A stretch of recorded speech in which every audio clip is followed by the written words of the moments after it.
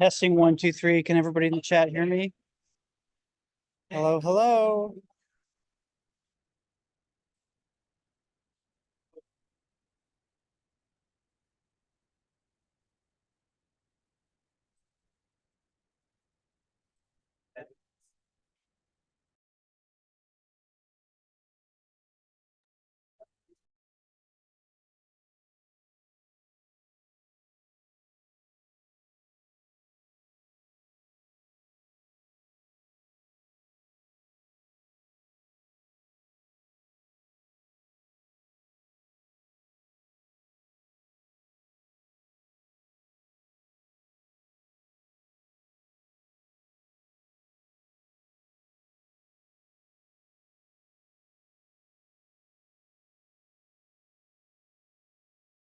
Okay.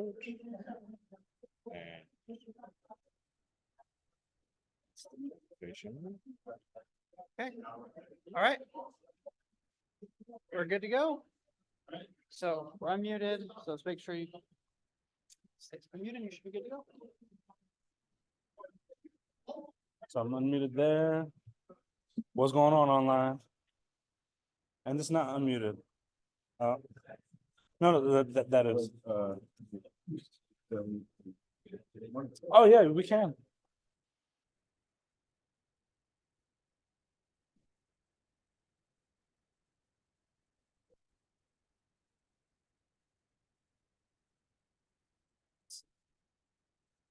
We're working.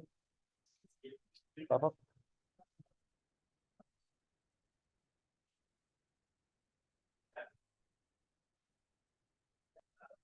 There we go.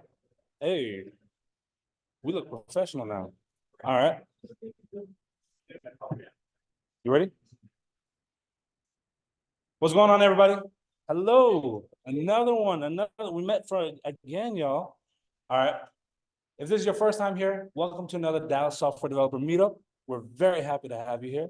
I'm Danny Thompson. I tend to run my mouth a little bit more than a lot of other people, so you may know me because of that. But we have some amazing volunteers here that pretty much make these events possible. We have Eric over here in the corner. He's manning the keyboard right now. You have Dennis right here in the front as well, Dennis. We've got Clint in the back, and there's several other volunteers that may not necessarily be here, but they're definitely helping out in the background as well. We're really happy to have you here. I was at that conference last week. I know several of you were. I see you over there and you over there. That conference, amazing experience in Austin. And when I was there, I met Boss over here and we were able to talk, and I caught a piece of his talking about this could be really interesting for the community. And he mentioned that how he would be here for another week. I was like, well, if you come to Dallas, we'll definitely do a meetup. And he came. So who am I not to, accommodate and make this happen? So I'm so glad that you all be here. We're going to learn about GitHub CodeSpaces, obviously. A couple of housekeeping items. Number one, please respect everybody here while you're here and all that good stuff. Don't do anything wild, especially online. We're monitoring the chat and all the good stuff. If you're in the chat, network, drop your LinkedIn, drop your Twitters, all that good stuff. Follow each other. It's good to make some connections while you're at these events. And of course, we had our little networking in the beginning. We'll have networking at the end of this in person as well. Please make those connections. You're part of the community, might as well be part of it. Okay, cut it up a second. Also, if you're local in the Dallas area, even online, we have a really active Discord. Highly recommend being a part of that. We're constantly talking in there, sharing ideas, answering questions. If that could be a resource for you or something that you'd want to kind of give back to, highly recommend doing that as well. This meetup is not possible without two big partners of ours. The first one, Yum Brands. We're in their building. They give us this space and they don't charge us nothing so that we can kind of help the community out. So big shout out to Yum Brands. Please round of applause for them. Yes. Second big shout out is for AppRight. AppRight has been a big partner of ours for 6 months now, give or take. They sponsor our meetups. They're the reason why we have the pizza and the drinks. So big shout out to them as well, because without them, we wouldn't have this. Please. If you're not familiar with AppRight is a backend as a service. You can use it as a database. You can use it to serve up your entire backend. Zoom has a lot of improvements to make.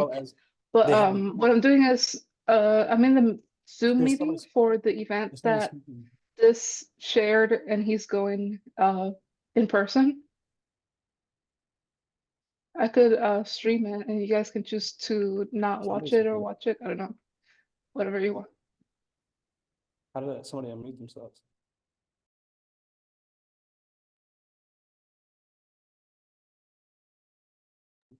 All right.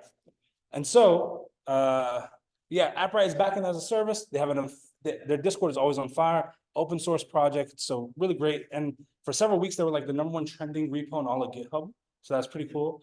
Big shout out to them. Outside of that, you know, we do these meetups about every 2 weeks, give or take. For the most part, we're pretty on trend for that. So one big call out is for our next meetup, which is going to be on February 22nd. It will be in person and virtually online. It is going to be a night of Java. So if you've been to our meetups before, you notice that we do a trend where we do these a night of. And so we get multiple speakers, sometimes people speaking for the first time, a lot of times seasoned speakers. We actually have a very special guest flying out for that one that in a few minutes, I'm going to be announcing it online, so check the meetup page for that. But we're having, I think, anywhere between 6 to 8 speakers that night. It's almost like a mini conference, but it's completely free. You'll never pay for anything when you come to our events. And essentially the big idea for that is just kind of like that, right? Even though it's a great conference, it's not necessarily free. And for a lot of people, they don't necessarily have the funds to attend those events. So we like being able to bring that kind of environment and that community aspect here, so that way you get a ton of value, you get a lot of great ideas, a lot of networking, obviously, and all the good stuff as well, but a lot of education in the process. So 6 to 8 speakers. Some of the speakers that are already confirmed, very, very strong within their field. So kind of excited about that one. It will definitely be a ton of value there. Highly recommend it, especially if you're into Java or learning Java, highly recommend it. Or maybe you want to get some ideas about Java, also a great one for that as well. Outside of that, I'm going to bring up the first speaker. And so I think it's Boss, right? So I'm going to introduce Boss. Boss, take it away.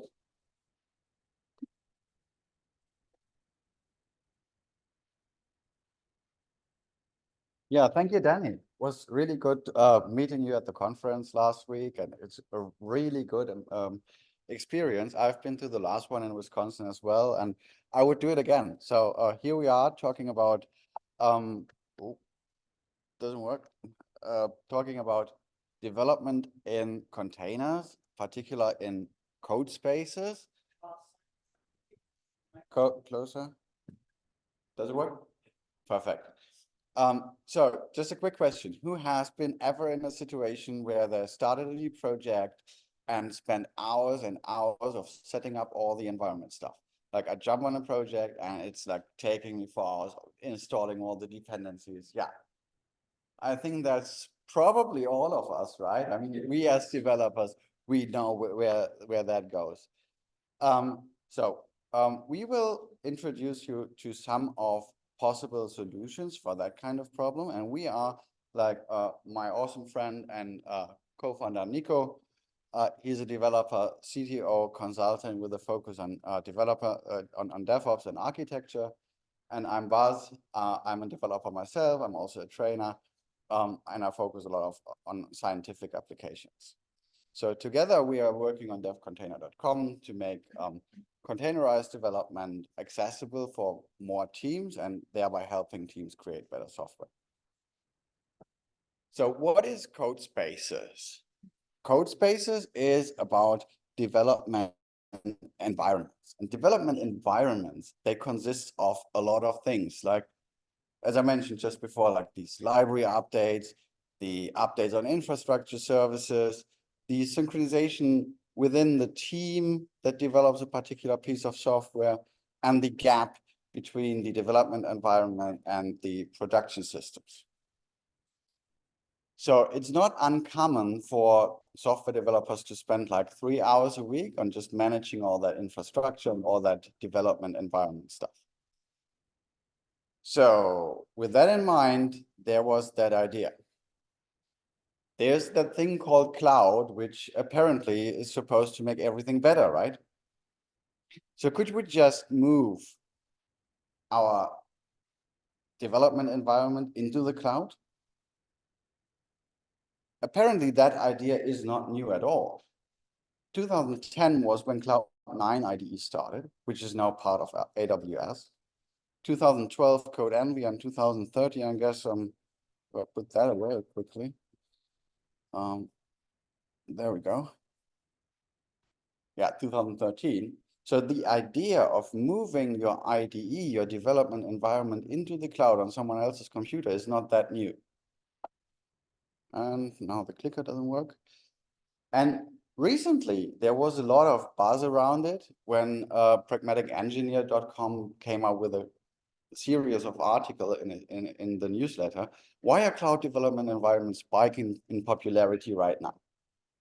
And Gekkerly, he came up with some kind of success stories from Uber and Pipedrive. And Uber, for example, is adapting like this remote setting, this remote environment stuff with DevPod, which is an open source solution to create development environments on your local machine without the need of hosting it somewhere else. That's what they do. On Pipedrive, they are doing something similar, but all these solutions are developed in-house. GitHub CodeSpaces, probably, who has heard of GitHub CodeSpaces, by the way? Who has tried it? Okay, we will give it a shot right after that. Apparently GitHub itself, the developers that develop github.com, they are using it already. I mean, that's for sure. So, and what that means is in the end with this kind of setup, you can go down from this 3 hours a week for managing your environment down to 20 minutes. And this is not a number we came up with, but this is a number that the developers at Uber reported in that white paper mentioned by Pragmatic Engineer. So I'm going to show you how it's done. Like, let's switch over to GitHub. I have a small project here in ASP.NET. It's just having the name backend. Just get a quick overview over the code. It's like what you would normally expect from an ASP.NET MVC application. It has a solution file. It has an entry point for the program where all the dependency injection services are collected. And of course, it has models. And what we did is like we made like a little database for conferences and talks. And so we have basically session items, which are representing the sessions, and the members could either represent attendees or speakers. So that's what our REST API should be about. So, and assuming or pretending I don't have anything on this laptop, this is even mine, to develop this kind of app, what can I do? So what GitHub offers me is this little green button over here, which I'm sure every one of you knows about, like copying and pasting here to clone the repository. But there is this other tab here called CodeSpaces. And what I can do now is I can create a CodeSpace on my main branch. And we'll immediately open up a new browser window with VS Code inside of it. So this is actually a fully functional VS Code. It's apparently taking a little bit more time to load because it's remote, but it's quite quick here. So what I end up is I have my code here as I would normally have in my VS Code. Obviously, I can change it to a dark theme, but I won't because this is a presentation. I think it's a better fit here. But I get a terminal and I get my source code here. So what can I do with it now? As I said, again, I don't have anything on this laptop installed to develop a .NET application. Well, I do have, but I pretend I don't. So all we're going to do here is in the browser. So what you would expect is, like you can click on the run configuration here and ooh, there's nothing. Yeah, why is that? Anyone has an idea why we don't see anything here? Apparently, that's because we are missing the extension for development .NET applications, because this instance of VS Code was just spin up for me. It was not pre-configured or anything. So all it has is like a configuration for a web app in Node.js, and that's probably not what I want for a .NET application in ASP. So what I can do instead is I can install an extension to this remote VS Code installation here. I'm going to pick the C# extension. I'm going to install, and everything works just like it would normally do on your local machine. And that's the whole trick here. Like we are putting the configuration to the cloud. So now it's installed. Let's give it a second to pick up the code. I want to go back to run and debug. Poof, it's there. Now I have a run configuration or a debugger found here through that extension that enables me to debug my .NET application here in the browser. Let's click on that. Give it a second, and boom, my launch task appears here. This is exactly what you would normally expect when you're creating an application. So let's click on that.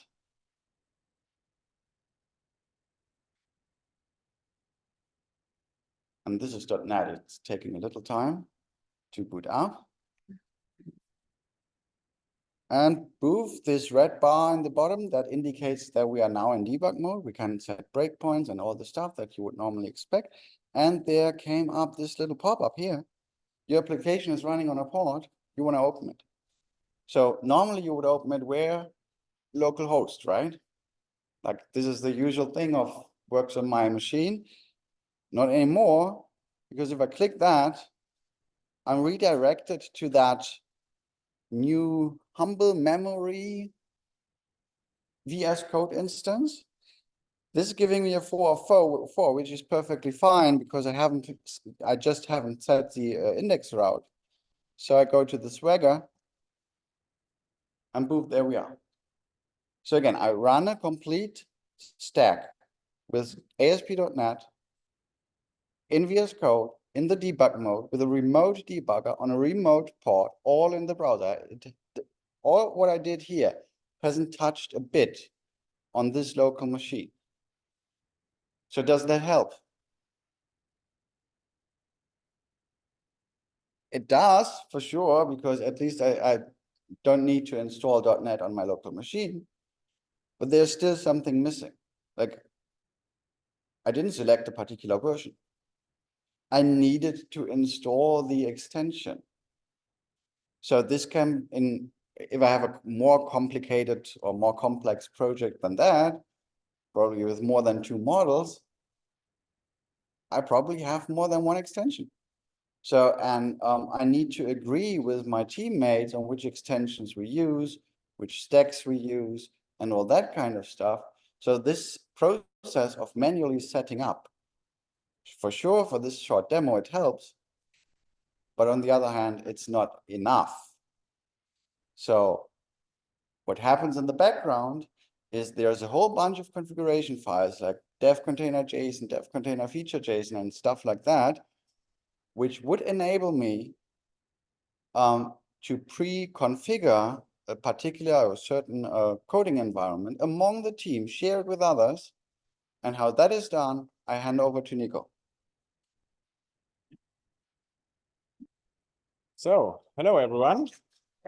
Thanks, Bas, for the quick presentation. Let me quickly see if this is working. Yeah, to pop out. Yeah, did that work? Yeah. So, that was the demo we have over here, and I'm going to quickly talk about the advantages of cloud-based development environments in general.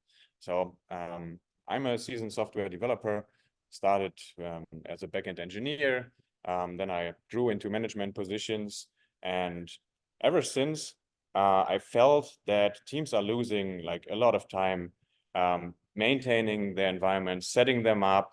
There's often this one guy in the company who joined early and he set up his environment, and then he shared the bash scripts or whatever he used to set it up with his peers.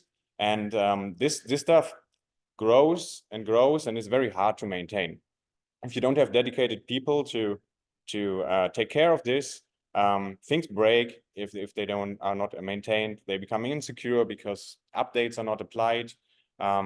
Some situations that came up, for example, we were at a startup. We had one cross-functional team. Everything was working nice. People were sharing information, how to set things up very quickly. We could just like sit together and get things going. And when we went into a hypergrowth phase and new people started every 1 or 2 days, people came up from external people came, freelancers that brought their own laptops. They used like Arch Linux, and we had Macs all over the place. and these environments were not working anymore because the setup scripts were not working. We a few years ago, we already tried setting up development environments with Vagrant and VirtualBox, and we used virtual machines for that, often very time consuming to provision with Ansible or Puppet or whatever people used back then. They were always kind of slow, hard to share, and also sometimes things occur even with development environments in the cloud or on virtual machines that you might not think about in the first place. So when we grew, we had teams sitting in Berlin, some in Lithuania, and also some in Vietnam. And at some point, we realized that these development machines would spin up very fast for people in Germany, but for our team in Vietnam, it took ages to even install things because they were using different mirrors for their packages. And all of this stuff has to be considered if you want to really make a good development environment, a good developer experience for your team. If they are spread across the world, or what their preferences are in terms of the orchestrator they use, if they use Kubernetes or Nomad or Docker Compose. It's a complex topic. So I'll quickly. Oh, yeah, let me quickly switch that. How does that work? So, slideshow.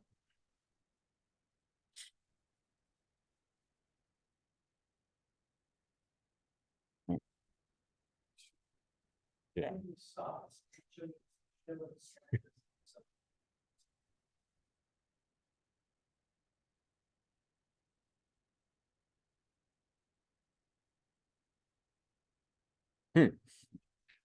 Honestly, I have no idea. Who's a PowerPoint expert? Technology is hard. Who is a Zoom expert?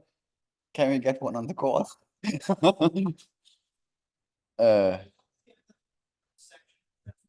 No, we don't have, only the online attendees are just a few slides ahead if they are. Okay, so what are the advantages of cloud-based development environments?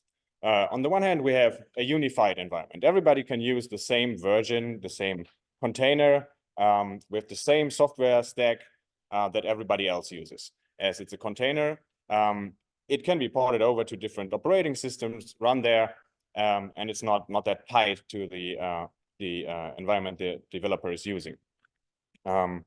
So they are reproducible, of course. They can be shared, and another reason to go with container-based development environments is hardware savings, because actually you can have like a lightweight MacBook, and if your stack runs in the cloud, you can have access to much more RAM, to CPU compute in general, and with AI and this topic growing, also to a lot of GPU power that you would never have in your local laptop that you carry to work. There's quick onboarding, of course. If someone joins the company, he doesn't have to go through this cumbersome process of reading the documentation, trying to run the scripts himself, like maybe finding some issues with that, running around, asking for help. These things are really, really easy to use and quick to spin up, as Bas just showed. Another thing is you have a very easy transfer of ownership. When you have different teams that maybe use different programming languages, what we've seen with our teams is that, for example, someone does a backend service in Kotlin and he doesn't really document it very well, and another team uses TypeScript in the backend or like Java, whatever. It's very easy with development containers to get access to a quick environment that you can use where you can debug into the code. And mostly developers are able to understand different programming languages, but the most time is spent on even understanding how to get things to run. If I have a new framework that I don't know how to use, as Bas just showed, you can go over here, click a launch configuration, and you have the stack running right away without doing anything on your local machine. So what are the requirements for remote development? Obviously, if you're going remote, you need a very low latency. So the host where these containers run on should be in your area. You will notice, even with VS Code and CodeSpaces, you will notice a certain degree of input delay, even when you use like the terminal. Some people use the terminal a lot, like me, and I can basically feel if things are like a little bit off. Well, of course, things need to be set up really quickly, and that's really important. People like to customize their setups a lot. Like, I have a very large amount of tools that I use in my command line, in my terminal, in my interface. I have a lot of configuration there, personalized things, personalized shortcuts, and stuff like that. And if people cannot use this kind of stuff in your company, they will not be as productive and they will not be as happy. If you force a certain environment on them, they will not like it. So customizable means you have to be able to bring your own settings. So shareable we already have. Infrastructure, of course, is important for the environments. And well, so that brings us to the topic: what are development containers? Development containers, can I make this larger a little bit? Are containers that include your development dependencies. You can see this in the line in the green box under there. The debuggers, the utilities, your command line tools that you would normally not deploy into your production environment are part of this development containers, and they are built as usual containers. You have a Docker file, and you can add stuff to your containers, but the people at GitHub were very clever about the specification for the GitHub's CodeSpaces and development containers. So there's a thing called features that I will introduce a little later. If you want to know more about how development containers work, how the spec is structured, how they are defined, you can go to containers.dev. This is the homepage from GitHub where the whole specification is published. It's open source. You can even contribute to it. They're very quick to respond if there's issues, for example, with the schema or something. That was my experience there.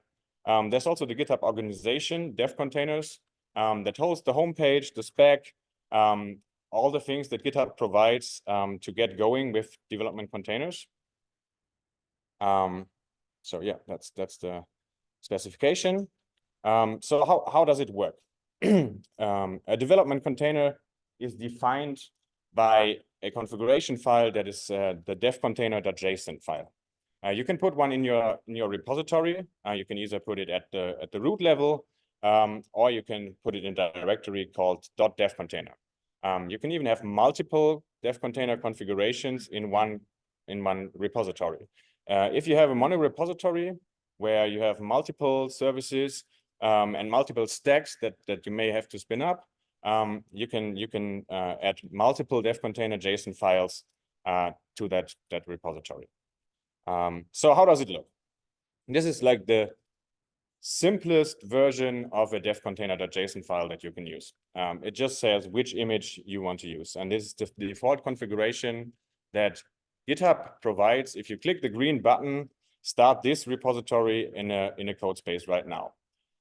So the Microsoft universal dev container is like a wonder container that has 20 different programming languages in it. It has Docker functionality. It covers quite a lot, but it is also pretty huge. So what you can do is you can also build your own dev container. You can specify a Docker file that you use for example, production stack, and you can add a layer to it where you add your development dependencies. So It's also possible to do the same with Docker Compose. If you have a stack that consists of multiple services in a compose file, you can select one of them to be your dev container. And you can add, for example, database or storage, other services to it. Yeah, this is basically the dev container JSON file, how it looks. This is the compose file. So then, where's the features thing? Okay.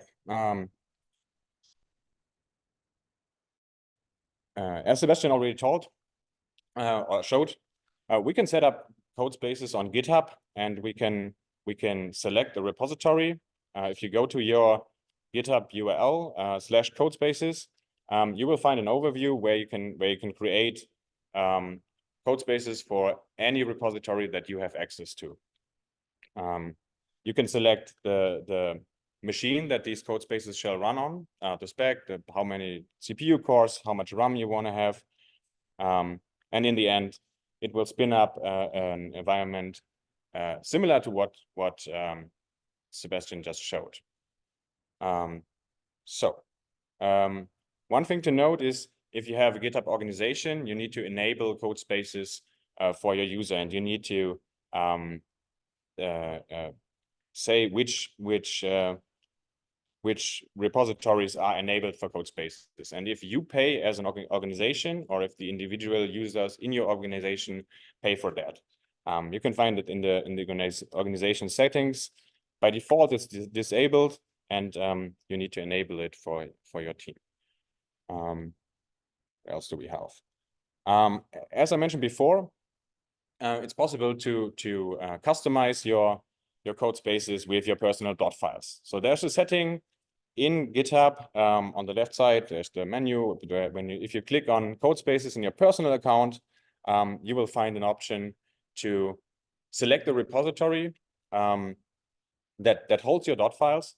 If it contains an install sh script, it will automatically install the script in every dev container that you use, which means you can basically put a script in there, and if you say, okay, I want to install additional things that may be not part of the company's standard container, you can use this script to set up your own environment. You can come up with, for example, you can install Nix and use Home Manager or whatever you use to manage your dot files.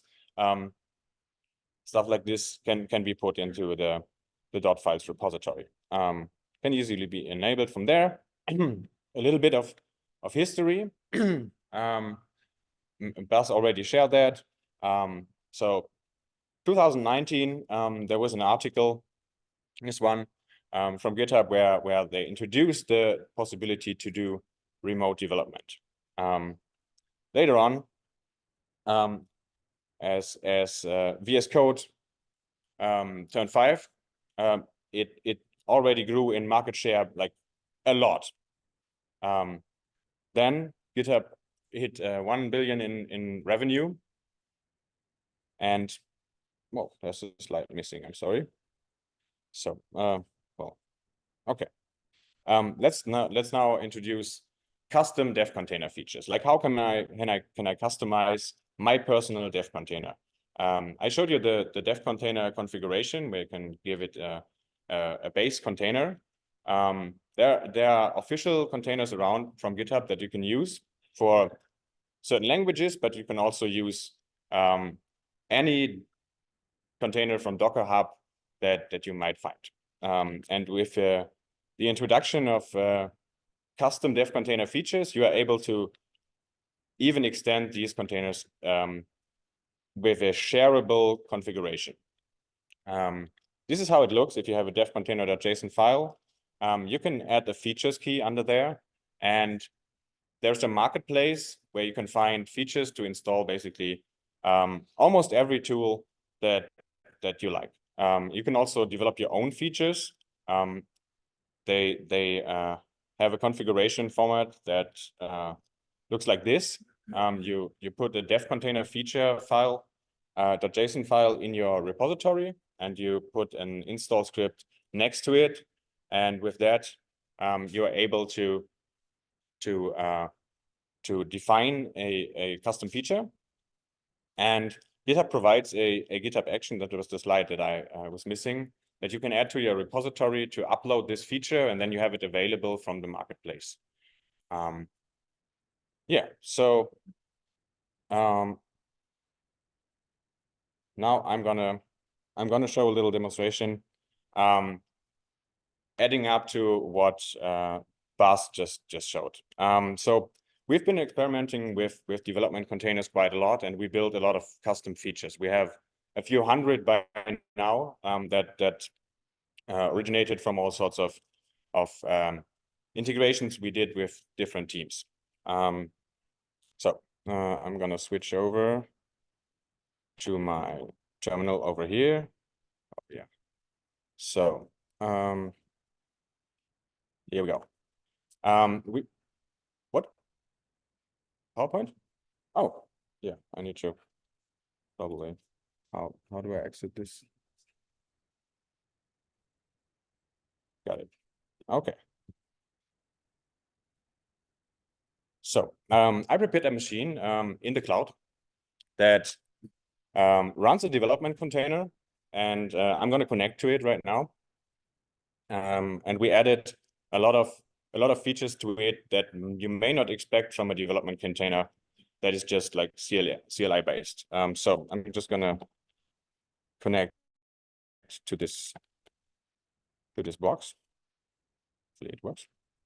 So I'm in here, and in here I can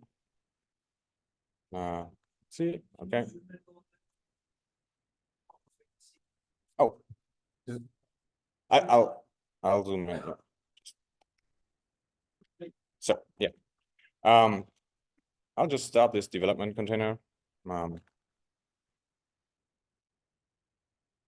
So that should be it. Oh.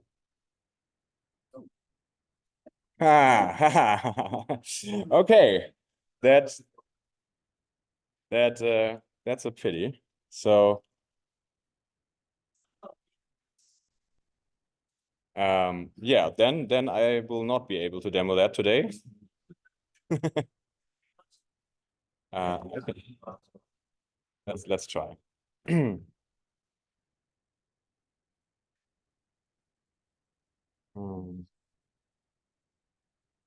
Yeah, wait.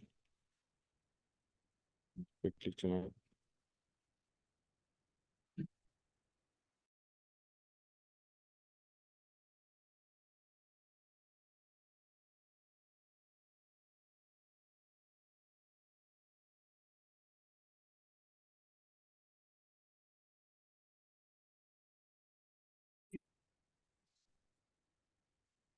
Okay. Okay, so I just connected to this development container that we created that includes a virtual X server. So it's basically a desktop environment similar to the VS Code editor that you saw. It works that it has a virtual display that gets forwarded via HTML5 VNC viewer, and it gives you access to like a real desktop on the in the browser. And I'm going to spin up the stack that Sebastian just showed. Just like start a terminal over here. I'm probably gonna clone the repository.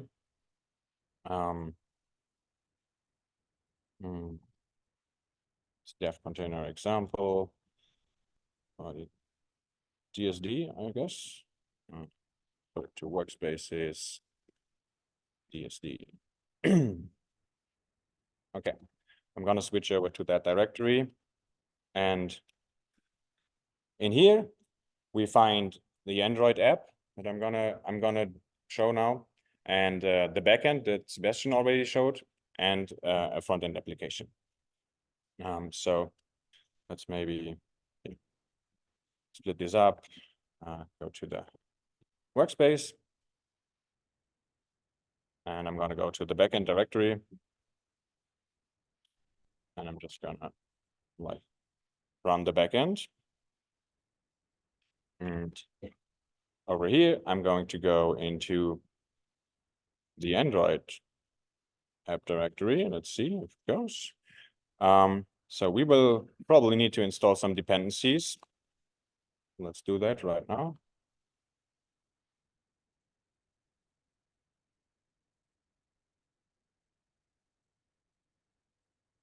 Gonna take a little bit. So that's done.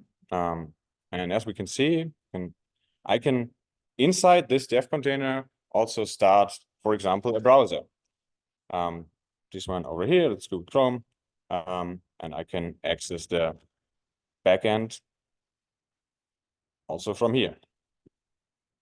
We use this technique a lot. We put multiple browsers into one dev container to have our quality assurance teams use Cypress to test to do the end testing on our applications. And this is a really good way if you have the browsers, everybody use the same version of the browsers, and to set them up for your development teams to get them started really fast. So the backend is running. Now I'm gonna show you the Android application. The command is ionic capacitor. Capacitor run Android and Android.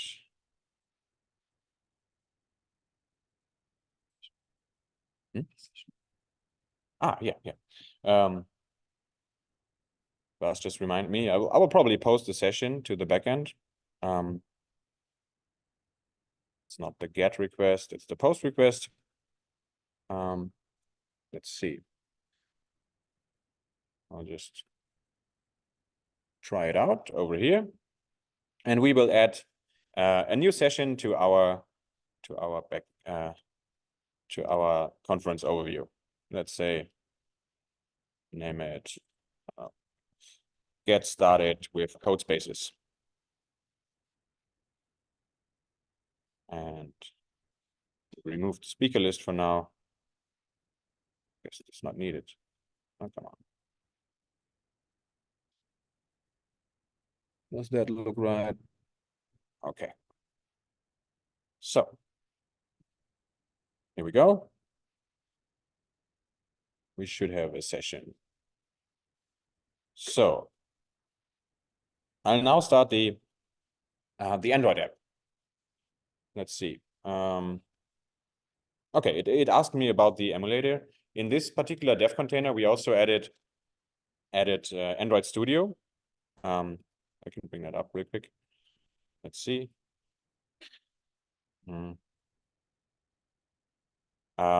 We have a pre-configured device, an Android device in there that we can use to test our mobile application.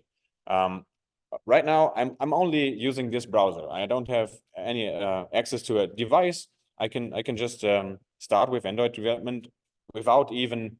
I could do this on a Raspberry Pi, and because the thing runs in the cloud, I have access to quite some compute. So let's quickly select a. Let's see which profile we're gonna use. So I think it's blocking my view.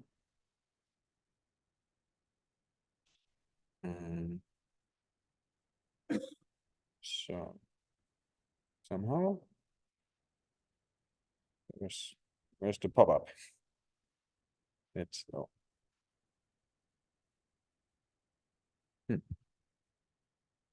Double check. It kind of. This doesn't react. Just a second.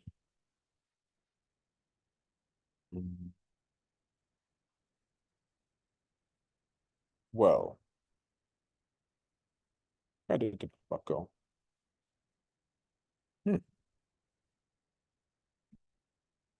Somehow.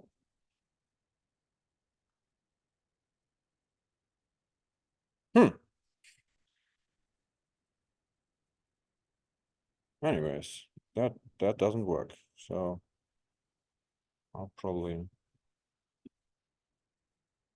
I'll probably just kill the app again.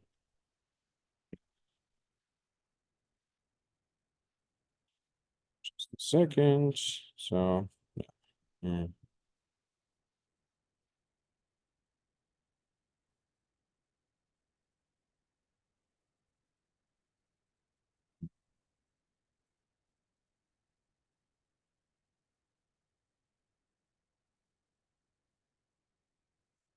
So, did it work? No. Mhm.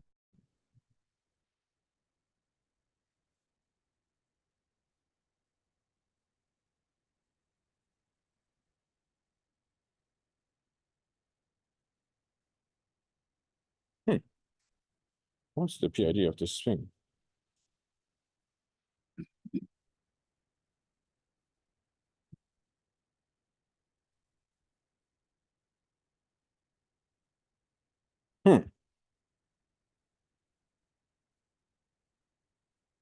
Yeah, I'm kind of stuck here right now. Sorry for that.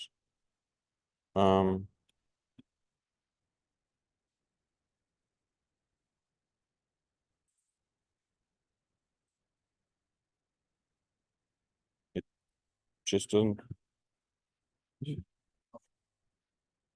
I reconnect. See. Well, that's a pity.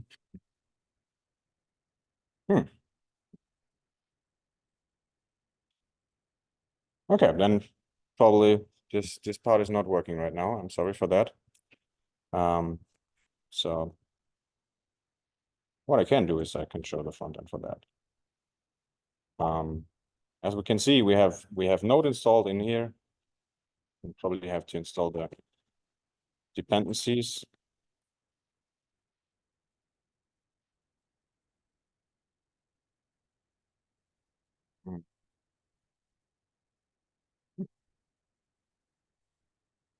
And I can start the development server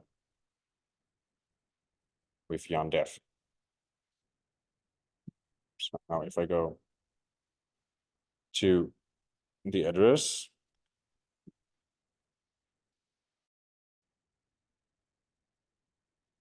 yeah, that's the front end that should be available in the Android application.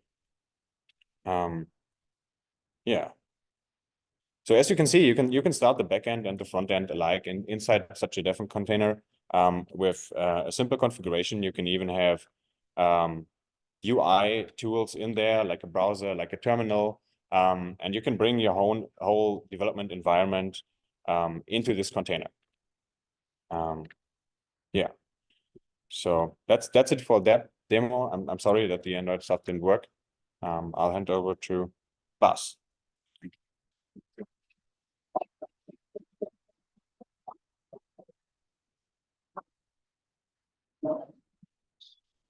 Yeah, so sorry for that.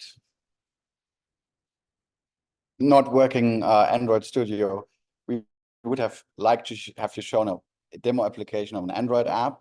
What we've seen still is like in a single dev container, we have all the tooling, even our browsers.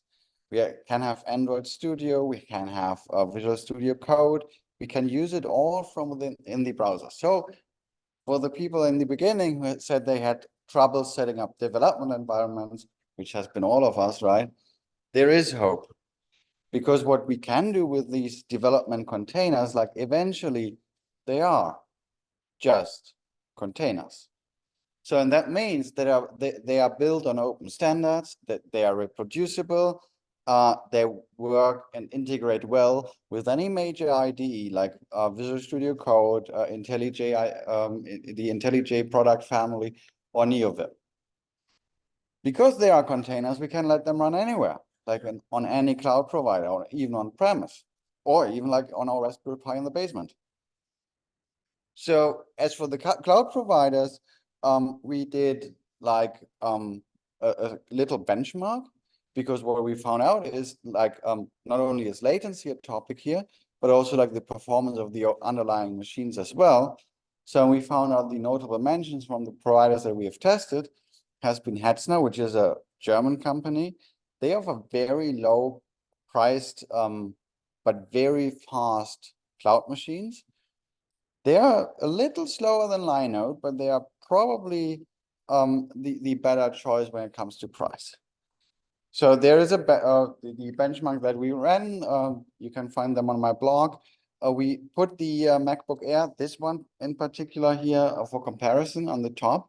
And what you see on the left side is the Geekbench 6 scores.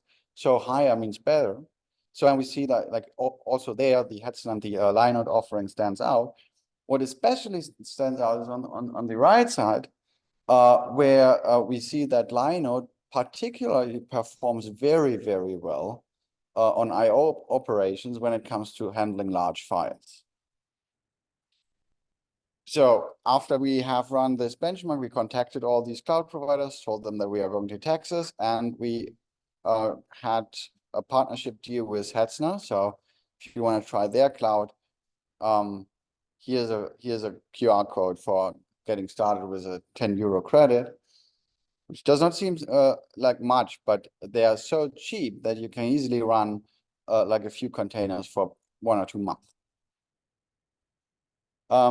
So particularly of interest for you here is the expansion strategy of Hetzner. So they will be able to have dollar-based billing later this year, and they will also have these ARM instances available in US data centers in Q2. On top of that, it's not only the 10 euros that we can bring to the table, we have also stickers. So these are particularly interesting because they have also German pretzels on them. So if you're interested in that, just grab some here. On top of that, what can we do? Like, as Nico already told you, we have that library of features. We have that integration to these cloud providers. So if you want to run a test run with us, Hetzner has you covered for the first months of hosting billing for up to 250 euros. So that's it for now. Like, we are still here for a while. If you want to hit us an email, just go to devcontainer.com. You'll find our LinkedIn links, and you will also find a contact form. And again, for those who are interested, here's again the link to Hetzner. And again, if you want a sticker with a German pretzel, just hit me up. Thank you.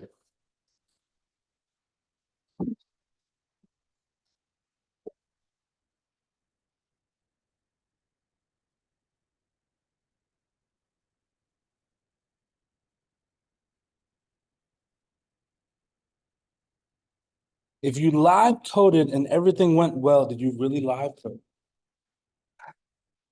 We all know the app was working before you left the hotel, so it's all good. Thank you all so much for being a part of this. Huge shout out again. Number 1 to Yum Brands for letting us host our meetup here. Number 2, AppRight, huge shout out to them. One more call out, I did it already. We've announced it on Meetup. The next meetup that's going to be on February 22nd, a night of Java, it's announced. We've announced the speakers.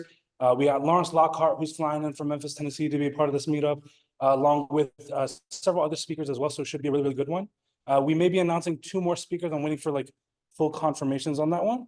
But if you're also interested in speaking, talk to me. Maybe we can make something happen. Should be a good night overall. One thing that we do at the end of every single meetup is we bring everybody up to the front and take a group picture. If you feel comfortable with that, please come up to the front. We'll get that photo out of the way, and then we can get back to networking. And if you're online and you want to be part of the group picture, we're going to put you on this like little board behind me. So go ahead and turn your camera on, and anyone that wants to be a part of that, we'd love to have you there.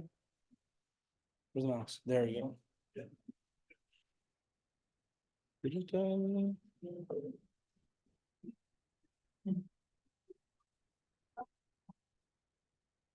So I'm guessing this is okay.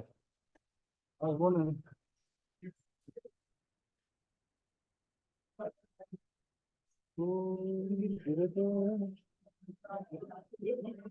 All right.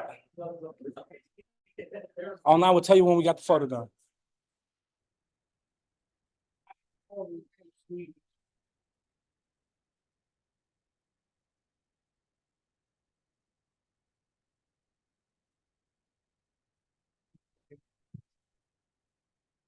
Hey.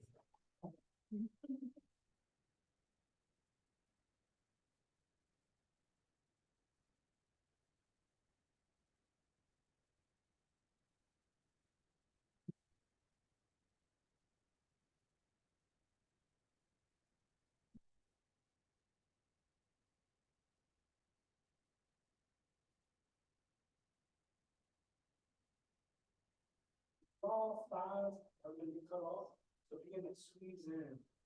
Drop.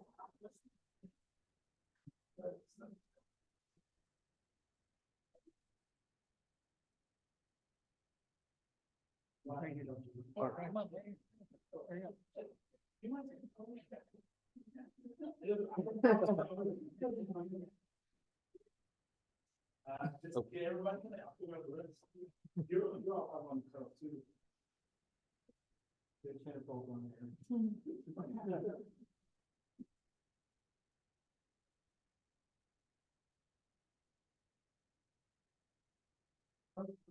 Thank you. Thank you, guys.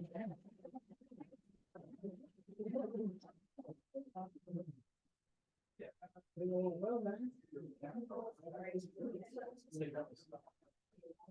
that it? Yeah. I can go there.